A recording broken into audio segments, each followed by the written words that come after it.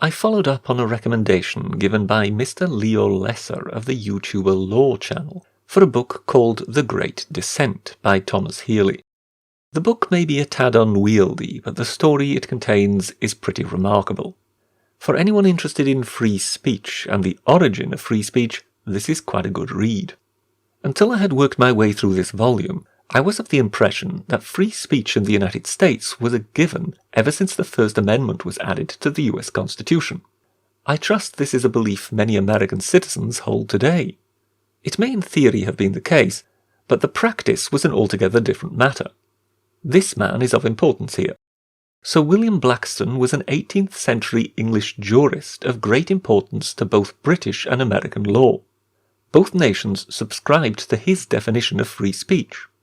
Namely, that the principle of free speech was simply defined as your right to speak freely and unimpeded, without any need for you to ask for permission. That, however, did not mean that you were free to speak your mind without the state then seeking to prosecute you, if it was felt you had crossed the line. Freedom of speech simply held you free from any impediment to speaking your mind, but it did not hold you free from punishment for doing so. This meant that the freedom of speech granted the people of the United States in the Constitution was read as simply being their right to speak, without need to seek prior permission. You were free to say what you wanted, just as in the UK, but the state reserved the right to come for you if the powers that be felt you had spoken out of turn. It is in that light that we must understand one member of the Supreme Court of the United States, Oliver Wendell Holmes, who sat on the Supreme Court from 1902 to 1932. He was in fact a conservative Supreme Court justice. When a young man, he had fought in the Civil War. As a judge, he became known as a scholar and as a font of pithy opinions. The book, The Great Dissent, aside from outlining Holmes's life, takes us through a period of about 18 months in which Holmes, while exchanging letters with progressive legal thinkers of his day, and dealing with cases surrounding free speech concerning the First World War and the first Red Scare in the US following the Russian Revolution, finds his understanding of free speech shaken to the core. Oliver Wendell Holmes did not have some great singular eureka moment. His opinion evolved. He, the stout defender of orthodoxy, began to understand that something was amiss with the prevailing legal opinion on free speech. The case in which he finally put words to these thoughts was in fact lost. His was the minority opinion among the justices of the Supreme Court. Therefore he dissented. His opinion was a dissenting one. Hence the title of the book, The Great Dissent.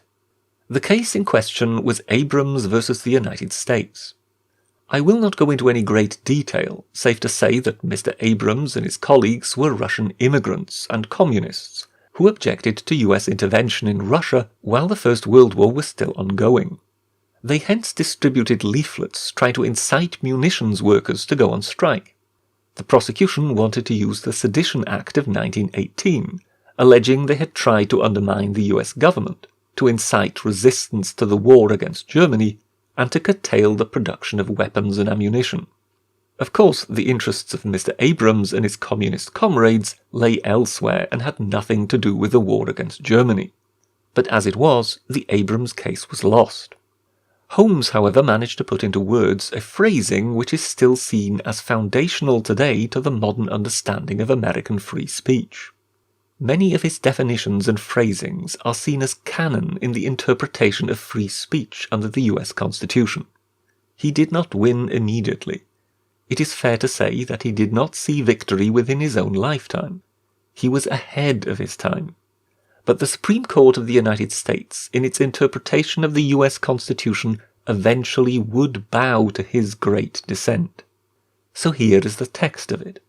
Persecution for the expression of opinions seems to me perfectly logical. If you have no doubt of your premises or your power, and want a certain result with all your heart, you naturally express your wishes in law and sweep away all opposition. To allow opposition by speech seems to indicate that you think the speech impotent, as when a man says that he has squared the circle, or that you do not care wholeheartedly for the result, or that you doubt either your power or your premises. But when men have realized that time has upset many fighting faiths, they may come to believe even more than they believed the very foundations of their own conduct, that the ultimate good desired is better reached by free trade in ideas, that the best test of truth is the power of thought to get itself accepted in the competition of the market, and that truth is the only ground upon which their wishes safely can be carried out. That, at any rate, is the theory of our Constitution. It is an experiment, as all life is an experiment. Every year, if not every day, we have to wager our salvation upon some prophecy based upon imperfect knowledge.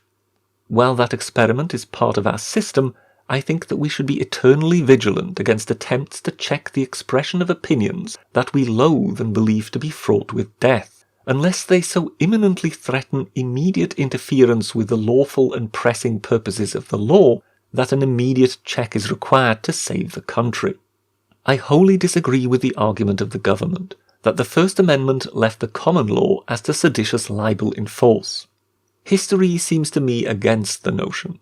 I had conceived that the United States through many years had shown its repentance for the Sedition Act of 1798 by repaying fines that it imposed. Only the emergency that makes it immediately dangerous to leave the correction of evil counsels to time warrants making any exception to the sweeping command, "Congress shall make no law abridging the freedom of speech."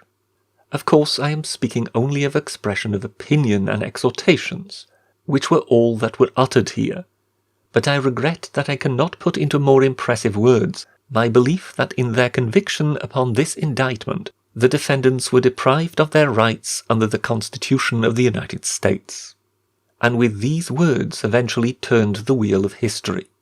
What is remarkable is not the ability of Holmes, an experienced judge, to define legally the issues at heart, but more so the strength of the man to shift his position, when at last he realized that the orthodox interpretation he had been so committed to was wrong, that he was willing to speak out, irrespective of his being in the minority, and irrespective of the scorn from conservatives this might earn him.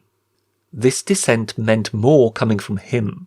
The man understood to be the great scholar among the justices, but most of all, the man understood to be of a profoundly conservative nature. For there were progressives already among the justices, but their views were the views expected of them. Holmes's dissent was more noteworthy, as it came from the insight of a wise old man acting against his naturally conservative inclinations.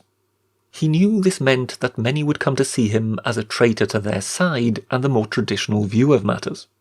Yet there are few today who would not concede that the grand old man was right.